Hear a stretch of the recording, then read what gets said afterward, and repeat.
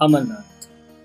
बाबा बर्फानी का बुलावा हर किसी को नहीं मिलता और जिसे मिलता है उसका सफ़र इतना आसान भी नहीं होता। आज के वीडियो में मैं लेके आया हूँ एक सिंपल और क्लियर टूर प्लान अमरनाथ यात्रा, जिसमें मैं आपको पूरी तरह से गाइड करूँगा कि ये यात्रा आपको कब से कब करनी है, यात्रा में किन बातों का ध्यान रखना है, अमरनाथ कैसे पहुँचे, वहाँ पर आपका क्या टूर प्लान होगा, पूरे इस टूर का बजट क्या होगा। इन सभी जानकारी के साथ मैं लेके आया हूँ इस वीडियो। तो चलिए इस वीडियो को शुरू करते हैं। सबसे पहले हम जान लेते हैं कि अमरनाथ की यात्रा कब से कब तक होती है। जनरली ये जून के महीने से लेकर के अगस्त के सेकेंड वीक तक होती है। उससे पहले आपको करना पड़ता है रजिस्ट्रेशन और कुछ मेडिकल का प्रोसेस। तो यात्रा के लिए आपको ऑनलाइन रजिस्ट्रेशन करना कंपलसरी है। ऑनलाइन रजिस्ट्रेशन करने के लिए आप ऑफिशियल वेबसाइट jksasb.nic.in पर जा सकते हैं। सबसे इम्पोर्टेंट है मेडिकल सर्टिफिकेट, जिसे CHC या फिर कंपलसरी हेल्थ सर्टिफिकेट भी कहते हैं।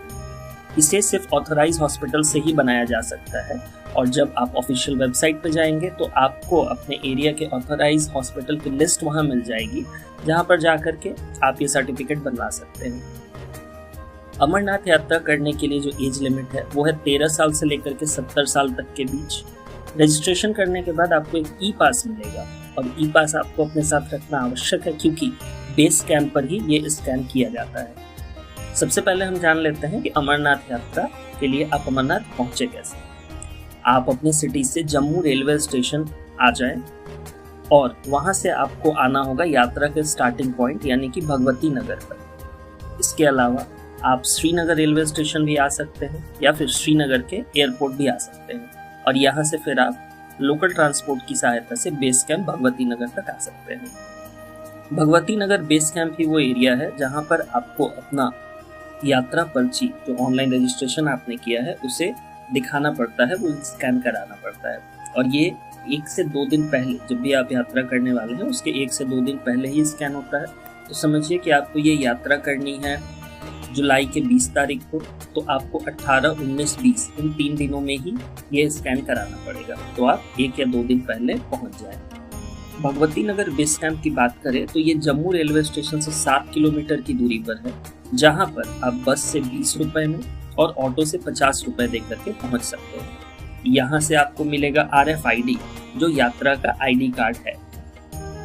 आप जम्मू में स्टे करें, यहाँ आप होटल ले सकते हैं या फिर भगवती नगर के पास आपको गवर्नमेंट हॉल मिल जाएगा, जहाँ पे 50 रुपए में AC हॉल और 20 रुपए में नॉर्मल हॉल आप 24 घंटे के लिए रेंट पे लेकर के आराम कर सकते हैं।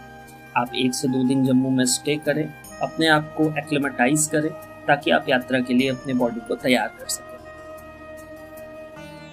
यात्रा पर्ची स्कैन कराने और RFID मिलने के बाद अब यहाँ से आपकी बस की यात्रा शुरू होती है। यहाँ से बस लेकर के आपको जाना पड़ेगा पहलगाम या फिर आपको जाना पड़ेगा यहाँ से बालटाल। तो हम बात कर लेते हैं यात्रा के रूट की। बस लेके या तो जाना पड़ेगा पहलगाम वाले रूट से या फिर आपको जाना पड़ेगा बालटाल वाले रूट से। जम्मू से पहलगाम पहुंचने के लिए आपको 235 किलोमीटर का रास्ता तय करना पड़ेगा। ये पूरा रास्ता सीनिक होता है और थोड़ा इजी रूट भी है। पहलगाम पहुंचने पर यहाँ का ट्रैक होता है 32 किलोमीटर का, जिसमें आपको 3 से 4 दिनों का समय लगता है। रूट की बात करें तो आपको सबसे पहले पहलगाम से चंदनवारी बेस कैंप आना पड़ेगा। चंदनवारी बेस कैंप से ही आपकी पैदल यात्रा यानी ट्रैकिंग शुरुआत होती है। पहलगाम से चंदनवारी बेस कैंप की दूरी तकरीबन 16 किलोमीटर है, जहां आप मिनी बस से जा सकते हो।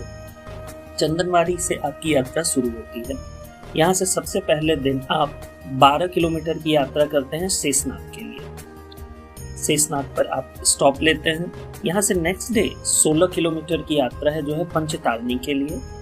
अब यहाँ से अगली सुबह आप 6 किलोमीटर का सफर करते हैं अमरनाथ केव के लिए।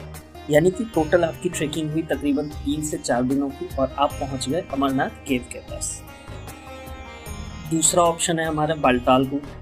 जम्मू से बालटाल रूट की जो दूरी है वो तकरीबन पड़ती है 340 किलोमीटर। इसके लिए भी आप जम्मू से बस लेकर के बालटाल के लिए जा सकते हैं।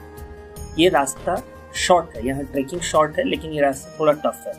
टोटल डिस्टेंस की बात करें तो ये ट्रेक होने वाला है तकरीबन 14 किलोमीटर का, जिसमें 1 से 2 दिन का समय लगेगा।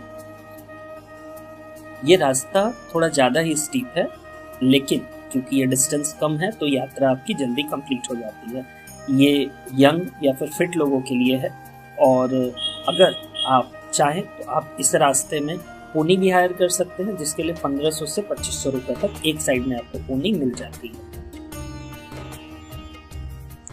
अमरनाथ पहुंचने का तीसरा तरीका, अगर आप ट्रैकिंग नहीं कर सकते हैं तो आप हेलीकॉप्टर की सर्विस भी ले सकते हैं।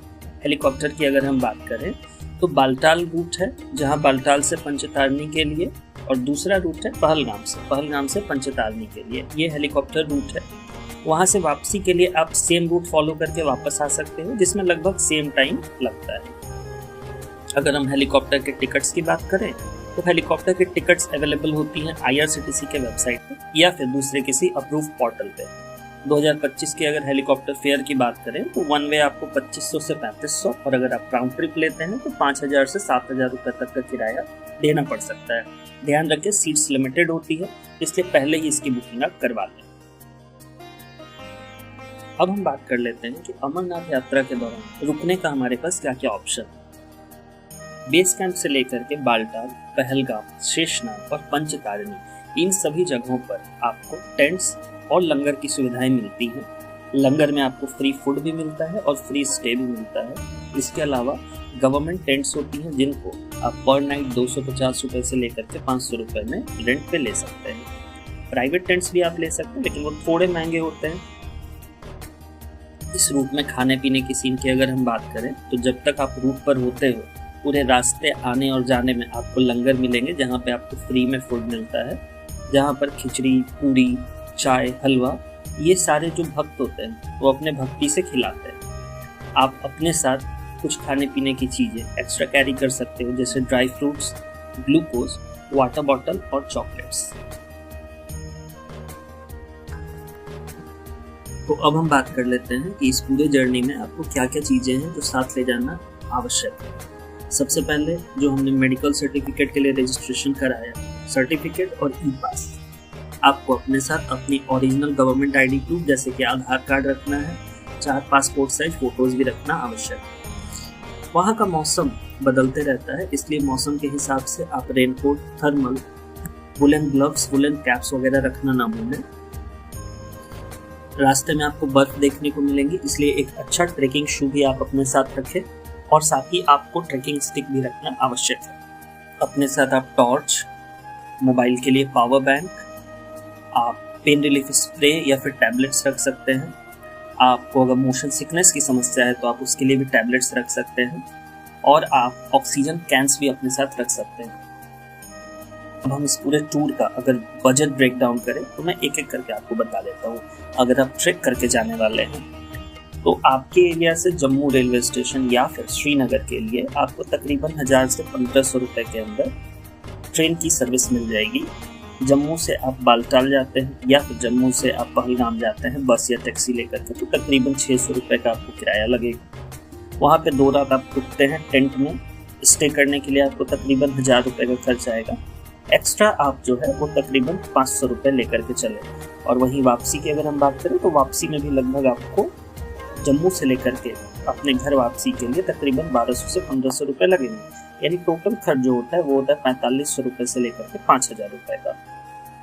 वहीं अगर हम हेलीकॉप्टर रूट वाले बजट की बात करें तो आप अपने घर से फ्लाइट या ट्रेन लेकर के जम्मू आ सकते हैं। हम ट्रेन का किराया लेते हैं तकरीबन 1200 से 1500 रुपये। हेलीकॉप्टर का राउंड ट्रिप लगभग आपको 6000 का पड़ेगा। लोकल स्टे तकरीबन 1000 रुपये और एक्स्ट्रा आप 500 रुपये लेके चल सकते हैं। यानी टोटल खर्च आपका हो रहा है 8500 से लेकर के 9000 रुपये तक का। इस यात्रा के लिए मैं आपको कुछ इंपॉर्टेंट टिप्स बता दूं। ट्रेक करने के पहले 1 या 2 दिन आप जम्मू या श्रीनगर में रेस्ट ले लें। एल्टीट्यूड सिकनेस होना बहुत कॉमन है, इसलिए आप एक्लिमेटाइज होने दें खुद को और स्लो वॉक करके ही जाएं। वहाँ के वेदर का कोई भरोसा नहीं है, इसलिए अपना rain gear plus thermal gear ये दोनों अपने साथ लेकर के जाएं। आप लोकल कल्चर और जो आर्मी के रूल्स हैं वहाँ पे उसको फॉलो करें। आप वहाँ पे गंदगी ना फैलाएं, जैसे शिव भक्त बिहेव करते हैं उनके साथ रहें, उनके जैसा बिहेव करें। अमरनाथ सिर्फ एक यात्रा नहीं, ये एक विश्वास है, एक परीक्षा है और एक वरदान। अगर आपको बाबा अमरनाथ का बुलावा आया है तो आप निकल पड़ो बिना किसी डर के, बाकी आपका सफ़र अच्छा ही होगा। तो अब बाबा अमरनाथ का नाम लेते हुए इस वीडियो को हम एंड करते हैं और मिलते हैं अब आपसे किसी दूसरे नेक्स्ट ट्रैवल गाइड वीडियो पर। तब तक के लिए बाय बाय।